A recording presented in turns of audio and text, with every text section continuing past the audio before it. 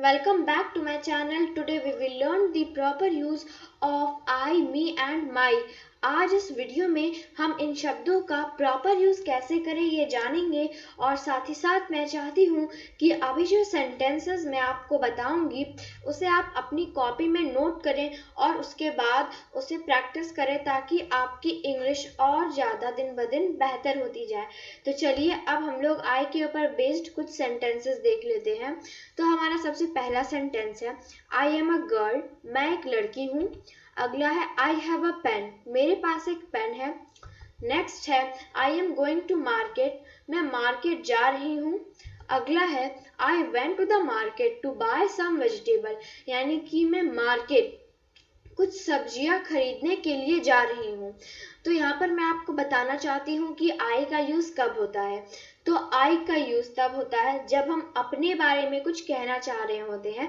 जैसे कि I am going to market, मैं मार्केट जा रही हूँ। तो मैं मार्केट जा रही हूँ, कोई दूसरा मार्केट नहीं जा रहा है, यानी कि मैं अपने बारे में कहना चाह रही हूँ। तो इससे हमें क्या पता चलता है कि आई का यूज हम अपने लिए करते हैं।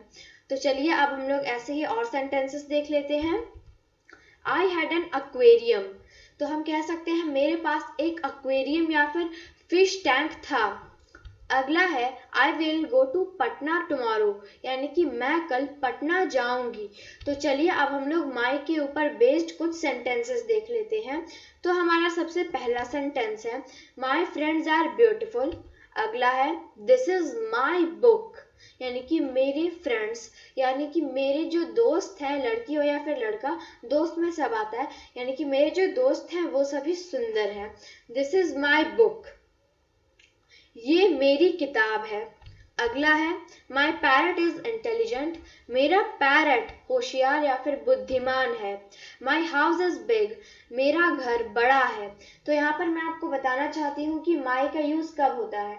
तो माई का यूज अगर हमारे साथ किसी के भी द्वारा कुछ भी अगर संबंध है, अब चाहे वो हमारा जो संबंध है, अब अगर वो नॉन लिविंग थिंग के साथ हो या फिर लिविंग थिंग के साथ हो उससे फर्क नहीं पड़ता, लेकिन अगर हमारा संबंध किसी भी चीज से है तो हमारा संबंध किसके साथ है, जब हम इसको बताएंगे तो वहां पर हमारा माई का यूज होगा ही होगा।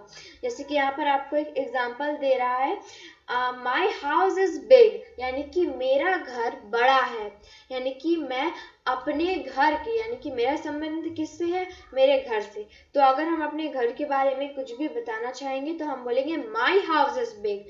तो चलिए अब हम लोग ऐसे ही और सेंटेंसेस देख लेते हैं। माई शूज आर ब्लैक, मेरे जूते काले हैं।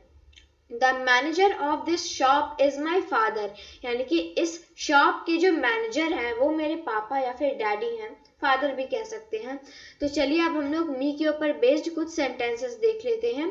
तो हमारा सबसे पहला सेंटेंस है ही गेव मी बुक, यानी कि उसने मुझे किताब दिया। अगला है my friends swim with me, यानी कि मेरे फ्रेंड्स मेरे साथ तैरते हैं। अगला है दे लाइक मी, वे मुझे पसंद करते हैं। My friends are ready to sing with me, मेरे दोस्त मेरे साथ गाने के लिए तैयार हैं। तो मैं आपको बता दूं कि मी का यूज कब होता है। तो मी का यूज अगर हम किसी भी लिविंग या फिर नॉन लिविंग थिंग के साथ कुछ भी एक्टिविटी करते हैं तो तब हम मी का यूज करते हैं। और एक और तरीका है जिसकी वजह से हम जान सकते हैं कि यहाँ पर मी का यूज क्यों हुआ। अगर हमारा कोई भी सगा संबंधी या फिर अगर हमारा कोई भी फ्रेंड हमें कुछ देता है तो तब हम मी का यूज कर सकते हैं। जैसे कि you gave me a book, यानी कि तुम मुझे एक बुक देते हो। तो चलिए अब हम लोग ऐसे ही और सेंटेंसेस देख लेते हैं। He will teach me English, वे मुझे इंग्लिश सिखाएंगे। अगला है my teacher will made me able to speak English, यानी कि मेरे टीचर मुझे इस काबिल या फिर लायक बनाएंगे जिससे मैं इंग्लिश बोल सकूं या फिर जिससे मैं इंग्लिश बोलूंगी।